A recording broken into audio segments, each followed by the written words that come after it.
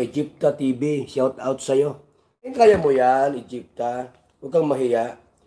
Ama ni Dara, bakit hanggang ngayon ay hindi pa rin makontak o nagpaparamdam? Ano kaya ang dahilan? May iba na kayang pamilya ang ama nito o nakikiramdam na lang habang pinapanood ang kanyang mga anak habang ito ay binablog ni Kalinga Prab. At kampante na ito, malaman niya na may tumutulong na sa kanyang anak. Kaya ito ay hindi kumukontak o hindi na nagpapadala sa mga anak ng pera. Ano kaya sa palagay nyo? Magpapakita kaya ang ama ni Dara kapag napagawa na ito ng bahay ni Kalinga Prab? Hanggang sa muli. Siyempre, huwag niyong kalimutang tuloy-tuloy ang pagsuporta sa Magamang Matubang. At siyempre, ang aking munting channel, Egypta TV. Maraming salamat po sa aking mga subscribers at sa aking mga followers. God bless you all.